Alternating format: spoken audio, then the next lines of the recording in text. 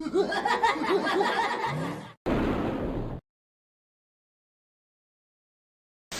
what's up, man? It's the IcecityKing. You are now tuned in to the Icemob. Go and subscribe, uppercut that subscribe button if you haven't.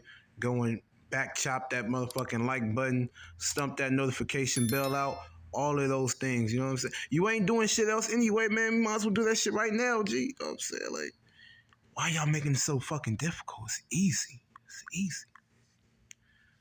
Back at y'all with another video. This time we finna do the top 10 tracks off the Chronic album. You know what I'm saying? So y'all bear with me because we still up in the skunk session. You understand me? So y'all go and hit that comment section, put y'all top 10. This will be a controversial video because, you know, this list, it was hard to make, but it was necessary. Just like any other album, you know, you got your top 10 tracks or whatever. But I felt like for this album, it was hard for me to make because I like all of the tracks, like the whole album. I could play this shit top to bottom. But this is my top 10. Let's go on this one. Back in the days, niggas they used to scrap, but now in 92, niggas they pull they strap.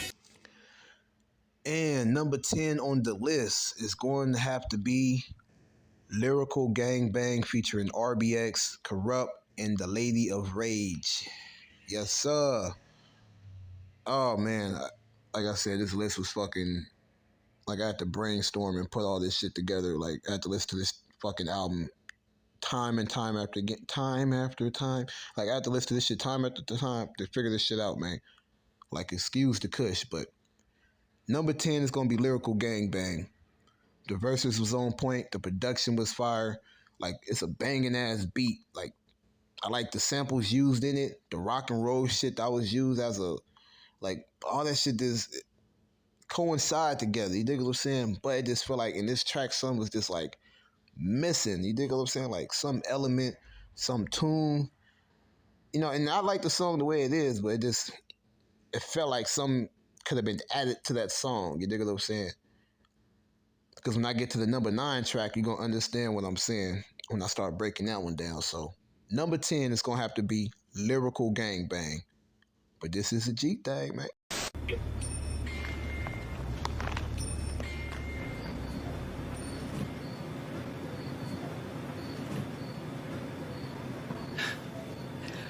So what are you gonna do with that? Pour it on me again? It's like that and like this and like that and it's like this. Then who gives a fuck about it? What you talking about? That wasn't me, that was my nigga. Nigga, pay this nigga here. What's that?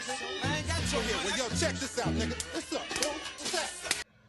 Coming in at number 9, we got Rat-Tat-Tat featuring Snoop Dogg and RBX. Now, this track, this one is like jam-packed with all different type of tunes and sounds and shit. Like, the beat is tough. Like, it's just coming at you just like straight up hardcore and shit. You dig what I'm saying? Like, then you got the sampler that was used in it. And it is like Dre coming off with the verses he came off rapping with.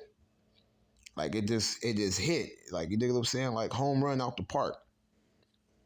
Like the beat is a monster. You dig what I'm saying? Like it probably should be higher on my list, but I got it here sitting at number 9.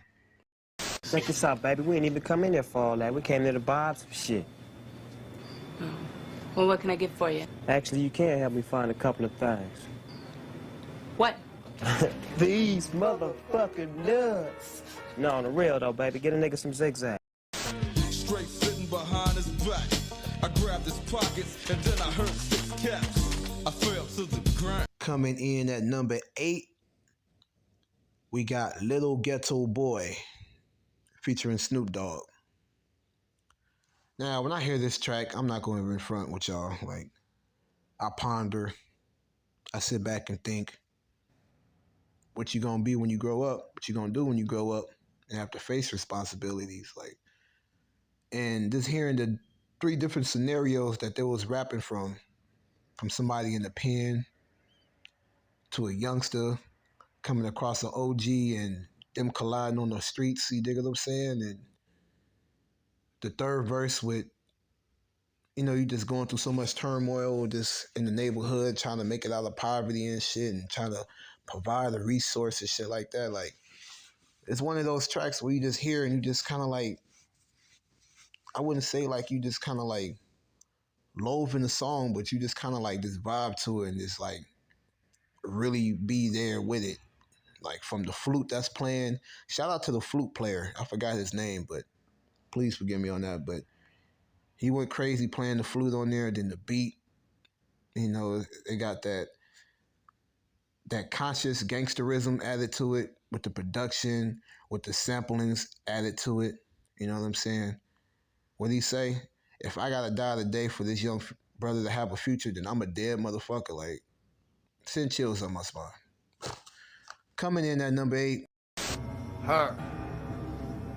Excuse me? No. Excuse me.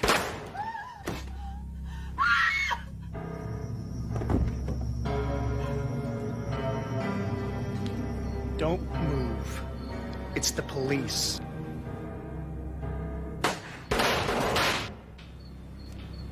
How convenient. Two gangbangers rob a store. Get caught in the crossfire. Put your goods on the ground, boy, and lay on the floor. What you want to do? What you want to do? Now. Mr. Buster, where the fuck you at? Can't scrap a lick, so I know you got your dick on hard from fucking your road dog. I can hear you motherfuckers typing on your phone and laptops right now. But you know what? There's no other way to do it but to do it.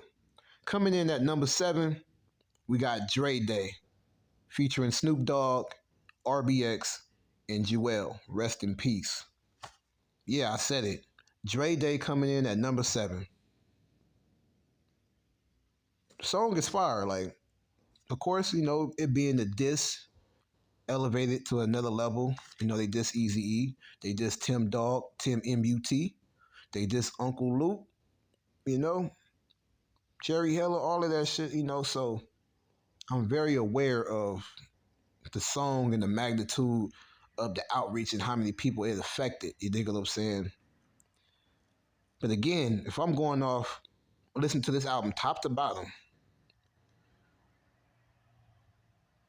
the production and the verses that was just like provided, like it's harder tracks or just as hard tracks, pause, that's just as tough as the Dre Day. You dig what I'm saying? That's when I really get to the nitty gritty to my top 6 tracks after that. But basically, when you listen to the project outside of hearing that, you would hear like crazy ass songs than Dre Day. You know what I'm saying? I just feel like that's one of those, like, even though it's a diss song, it's still kind of like commercial. So by default, it would be known faster than any other song that's on the project. But me, I'm the type of listener, I like the underdog tracks. You dig what I'm saying? Like, I like the tracks that don't get no radio play, but it'd be the toughest shit on the album. You dig what I'm saying? Like, so yeah. Dre Day, I like the production, of course. They came off, you know, this is their entry coming into the game. You know, Death Row's, you know, first entry into this shit. So they came off just making their presence felt right off the bat. Even when you listen to the album, going to them just talking shit on the Chronic intro, then right after that, Dre Day comes on. So they got it right off their chest early. They wasn't finna do no waiting. There wasn't no subliminals like you rappers be doing today. The motherfuckers direct. Mr. Buster, where the fuck you at? You know what I'm saying? So yeah. Coming in at number 7 is Dre Day.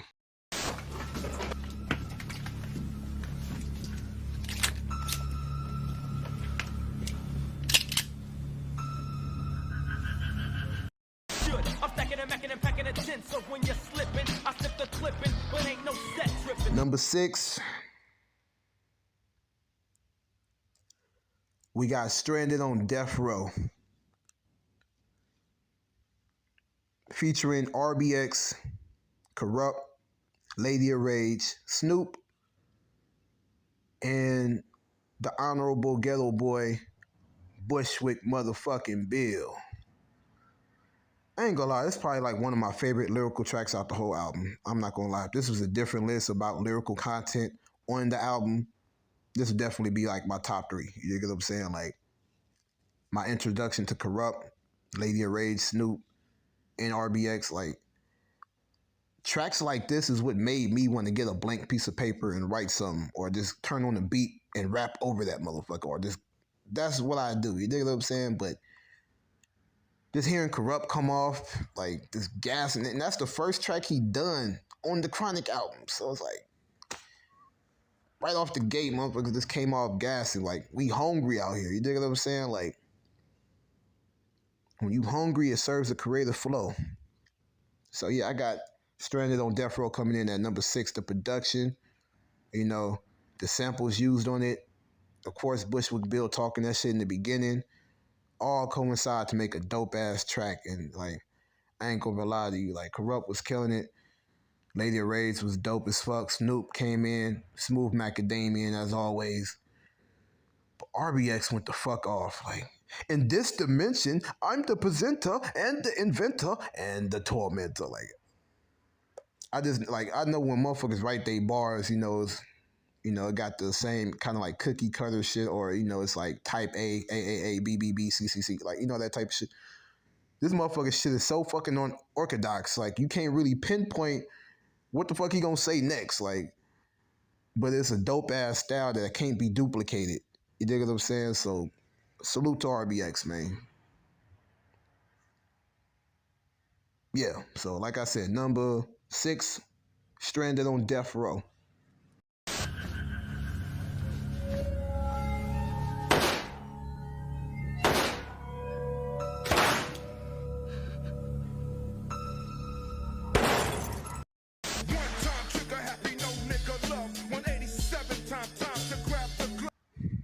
Number 5, we got The Day Niggas Took Over.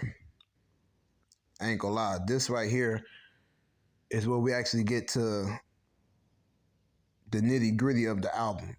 These 5 tracks, in my opinion, is what made the album stand out as the Chronic album. Changing sound, changing outlook, or displaying a hard time of oppression for us as black folks in that time of the 90s. You know what I'm saying? Because this was around the LA riots time when Rodney King got beat up by multiple police officers on tape. You dig what I'm saying?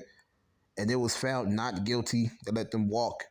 So the city decided to show how they felt about the shit, and they tore that motherfucker up, boy. Like, they was tearing shit up. Motherfuckers was setting shit on fire, breaking glass, shattering buildings, snatching motherfuckers out their 18-wheelers, socking motherfuckers. Motherfuckers getting shot at, stabbed, all type of wild shit. Sprayed with holes and shit, getting locked the fuck up, dying on the street. All that type of shit, man. Like, it was wild as fuck. So, when I hear the track, it's kind of like if you close your eyes, it's like you damn near walking down the street while they're reporting about the shit going on. Like, I'm that type of listener. When you close your eyes, you can envision what this person is trying to present to you as an artist. And when I hear The Day Niggas Took Over, outside of me watching the video and seeing all the riots, I can listen to the riot and like relive it in that one song. I can really step into 1992 by listening to this song, by the portrayals they had in the first, second, and third verse. You dig what I'm saying? From the first verse of being tired of all this bullshit oppression by the people that's quote unquote set here to serve and protect and shit like that. You dig what I'm saying? But they ain't doing nothing but serving ass whoopers to the black community and protecting their own ass. Like, that is keeping it real. Then the second verse is more like, fuck it, this is what motherfuckers are. I'm gonna get with this shit too. I'm finna get my loot on. I'm finna go do all this other shit. You know what I'm saying? Fuck that shit. Then you got the third verse where it's more like revolutionary. Like, we tired of getting our heads kicked in by the motherfucking peoples that be. You dig what I'm saying? By the boys in blue and shit.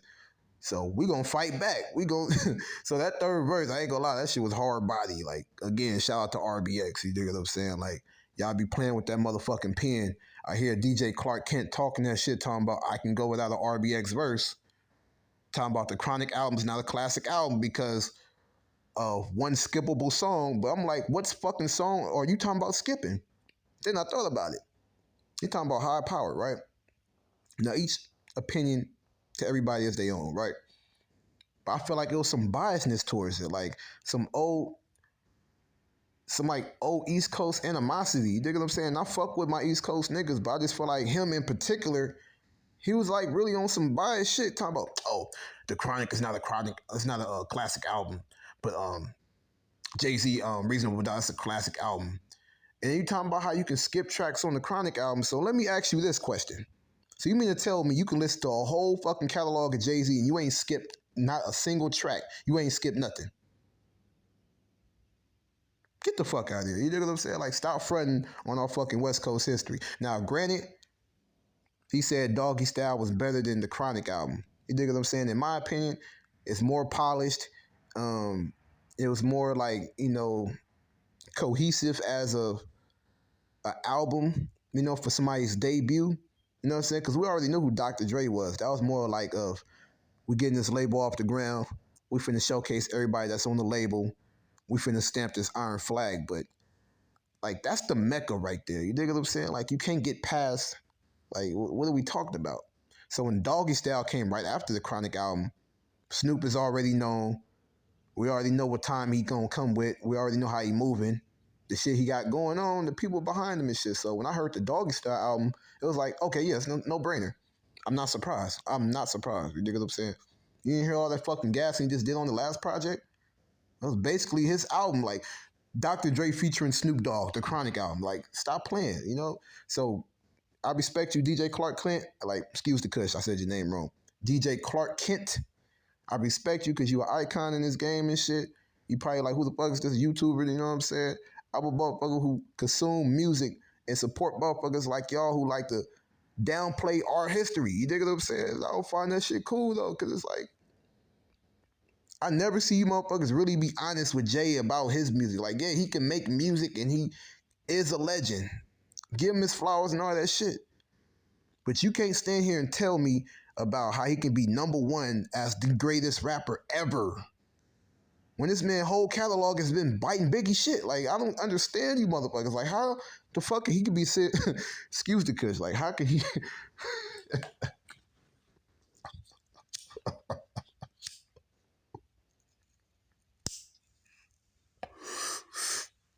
I did my doobie on that, man. Like, hold on. Yes, Jay-Z is a legend. Yes, he can rap. Yes, he can put bars together. Yes, he can freestyle. Yes, he is the person he is, and I'm not taking nothing away from him. But there's no motherfucking way he's before Nas and people like Method Man or Redman. Like, get the fuck, there's no way in hell he's before Method Man as far as freestyling or fucking the other people I just named. Like, it just don't sound right. But I understand you motherfuckers want to get paid. Y'all want to politic, rub elbows and shit. You know what I'm saying? I'm just keeping it straight 100 with y'all, G. So, yeah, I'm sorry about that quick rant right there. You know what I'm saying? Because I feel like bro was fronting on RBX like, you know, bro didn't really just provide on that album. This nigga wrote Let Me Ride. You know what I'm saying? Outside of High Power and shit, like, his input on the album really meant something. Like, so I just felt that shit was whack. But moving on. Number 5, The Day Niggas Took Over. Which is actually a scary sight for most of the world to see, but that's another conversation.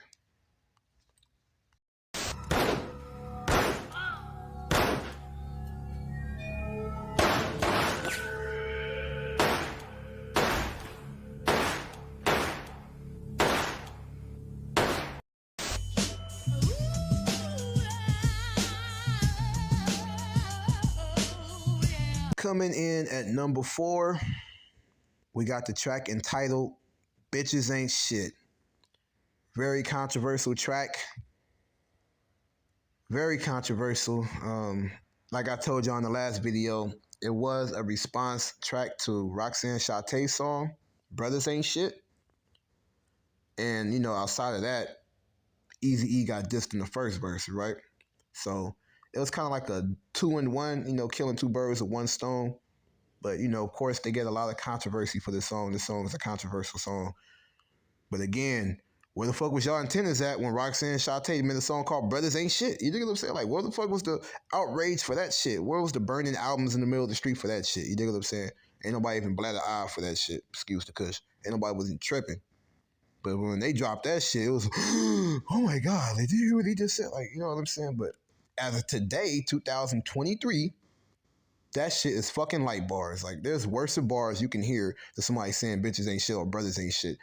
That's mediocre compared to what these motherfuckers talk about today. Like, so that was something I just had to point that out. But besides all of that, you know what I'm saying? The track itself, like when you hear the beat is fucking like, that beat is fucking fire. I don't give a fuck when nobody tell me, like, that's a fire ass beat. And to come to find out, I forgot which other track off the album, but they basically just remade a track that was already done on the album, took some elements out, and made a whole new song out of it. Like, how fucking dope can you get with that shit? Like, stop playing with Dre.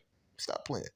But I like the beat. Of course, Corrupt came in gassing, Daz, Snoop, you know, Dr. Dre, all of them did their thing. And then to put the final pieces to the puzzle, you got Jewel adding the vocals at the end. Really, just for that little bit, just really showcasing real singing.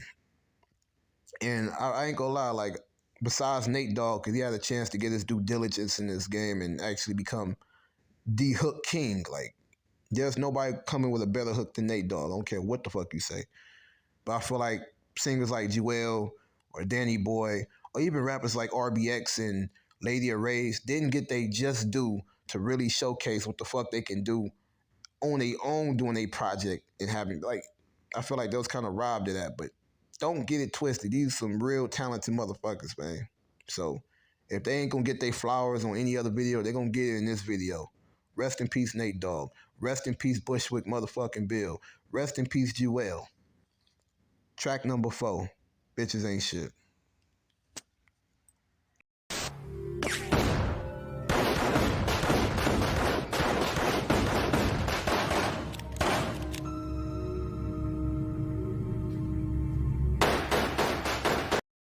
So when I call, I comes correct. Now if your bitch in my shit, it's your bitch you shit, nigga. Coming in at number 3, or probably should be number 1 or 2, it's gonna be Let Me Ride, featuring Snoop Dogg.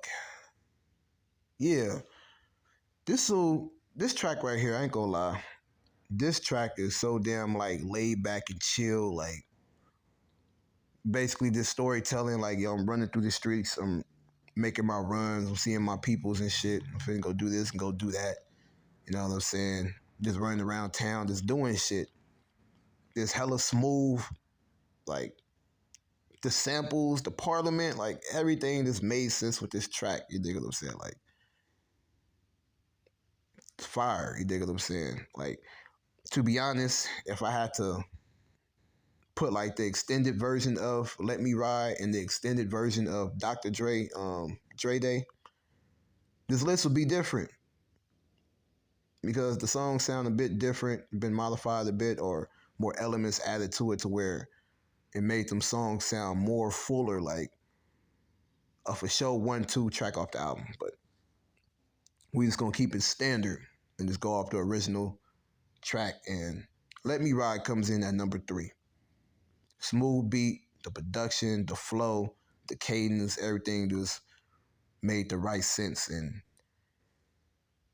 like I said, when you hear this right here, to me it set the tone for the G-Funk movement. Not saying they started it, because you have people like Above the Law, you have Warren G, you have other rappers, so on and so on, that I don't want to blank or mispronounce names and shit, but trust me, it's a whole movement. And when the Chronic actually dropped and they put that Let Me Ride and Number the G thing and shit like that, made it a force to be reckoned with for the rest of the fucking world to know for eons. So yeah, number 3, Let Me Ride.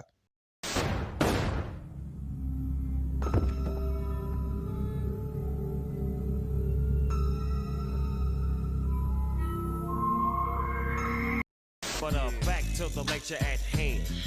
Perfection is perfected, so I'ma let them understand. Coming in at number 2, another controversial pick, but I'm gonna put it right here. I wouldn't have no other way. Coming in at number 2, Nothing But a G Thing featuring Snoop Dogg. Yeah, I know y'all. Yeah, I know what the fuck y'all saying. You tripping? IcecityKing. You mean to tell me you gonna put this number 2? It should be number 1. Then you got Dre Day at number. Yeah, I did that. I did that, bro. I'm gonna tell y'all why in a minute. Why that's number 2. But Nothing But a G Thing featuring Snoop Dogg got that bump, like that, like the beat the stump, like it just like it's a real banger. You dig what I'm saying? Then it's just like before Snoop even start rapping his verse, like when you hear the boom, boom, boom, boom, boom, boom, boom, boom, boom. 1, 2, 3 to the 4. That's it. Like that's it. Like the song gonna carry you the way it's gonna carry you. You dig what I'm saying? Like, not to mention the song got new life in Grand Theft Auto San Andreas when you playing as CJ and you gotta go through club to club doing missions and shit, and you dance and you gotta get your gig on, and you dancing to that shit in the background. So like, yeah, that's what's up. Look how far this song then came. Like this the the relationship between games and hip hop. So that was dope to see in that right there, because that was perfect for San Andreas, right? Right. Then they get new life again all across the internet on the Thug Life meme. You know what I'm saying? Like every Thug Life thing, when you see the glasses flip on the face and they got the track playing in the background, it's either Nothing But a G Thing or it's still Dre. But it's a Thug Life meme, which is actually crazy because that belongs to Tupac, but that's another conversation. But the song been relived again, so now those who know the song might not know the album it came from, or they might just know the commercial song, but just don't know the project. So yeah, definitely made the album massive the way it has been massive. Played a huge part. So with all that being said, why is it number 2? Well, simply because my number 1 pick is this undefeated. There's no way I can cut this other shit. There's no way I can skin this cat. This is this undefeated. And I'm finna tell you what the number 1 pick is right about now.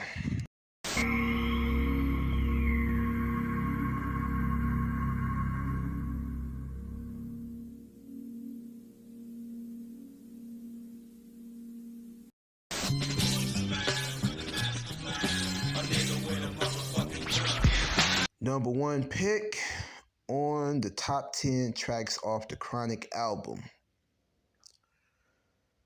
Let me go get the suspense going. Dun, dun, dun, dun, dun, dun, dun, dun, dun, dun, dun. Number 1. As a matter of fact, I have a question for y'all. Who's the man with the master plan? Huh? You give up? If you know the answer, go and type it in the comment section, but I'm gonna let you know right now. Who's the man with the master plan? A nigga with a motherfucking gun. That is my number 1 track off the Chronic album. Period, point blank. That part right there, pardon my back. You dig what I'm saying? Like, there's no fucking track harder than this fucking track right here. Like, the skit right in the beginning is fucking cold-blooded. Hey, you ever met Lucifer? Put the gun in his face. Ow. You about to meet him right now, motherfucker. Then the beat just kick in, that Houdini sample just layered on with some other rough-ass shit. And then it's just like, bro, it's just like, I can't even explain it. Like, and then when you hear the verses on top of the beat, it's just like, damn, this shit is like some cold shit right here. Like, this is a cold-ass verse. Like, all 3 verses was cold. You know what I'm saying? And he ain't had no features on the project. It was just him just rapping solely on that track, which make him stand out and really just be like, I don't need no feature on this track to make a fire-ass song. So for him to do a track by himself with no feature, and all the features is fire, and you got this one track called A Nigga With a Gun, and the production is fucking crazy, like, and it stands out more than all these other tracks, that says a lot. That says a lot. So yeah, man. That's my top 10 tracks off the Chronic album. Took me a whole month and a half to put this shit together because everything is easier said than done. But nonetheless, we got this shit out the way, G. So yeah, That's my top 10. Y'all put y'all top 10 in the comment section. And again, go ahead and backhand that subscribe button. Stomp that like button out. Notificate yourself with that bell. Join the Ice City mob. We growing. Rest in peace, my pops, MDG. We forever submit Kingz. Hello. Lieutenant Lord Torchin, gassing on these YouTube streets. Go ahead and support. And remember, stay above and not under the bullshit, my G. Take care of your family, folks, and loved ones. We out this thing.